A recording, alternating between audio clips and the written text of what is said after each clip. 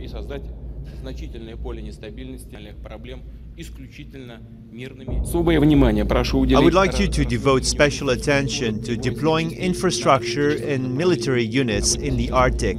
Russia is ever more actively reclaiming this promising region. Returning to it, and it must possess all the levers necessary for protecting its security and national interests.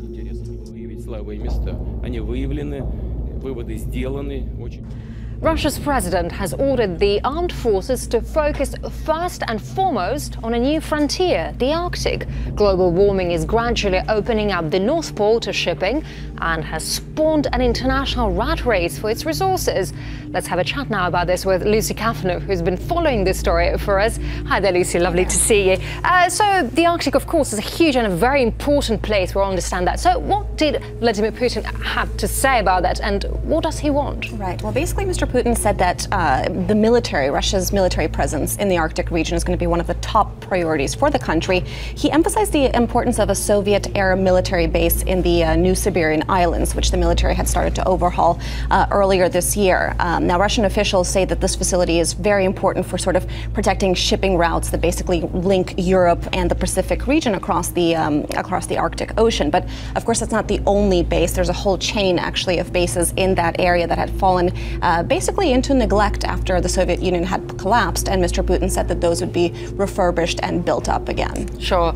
Of course, there are so many contenders there. So many countries want a piece of this Arctic pie, as we call it. So what's at stake? Right. Well, basically, it's the Arctic's abundant resources, oil, natural gas, and minerals that are, because of climate change, now becoming accessible, whereas they weren't really before. Now, the Arctic could hold some 90 billion barrels of oil and nearly 1,700 trillion cubic feet of natural gas. That's according to the U.S. Geological Survey. And that could be up to 10% of the world's petroleum supply. There's also precious iron ore, rare earth minerals. So a lot of very profitable resources that could make a lot of money for different companies and countries, and that's why the bordering countries all want a piece of the pie, as you said, and that's Canada, Denmark, Norway, Russia, and of course the United States. The warming climate has also opened up a northern sea route that's basically ice-free during the summer, and that's gotten countries like China interested as well, because, for example, for China, if they were to use that route to ship things to Europe, that cuts 30% off of the costs. And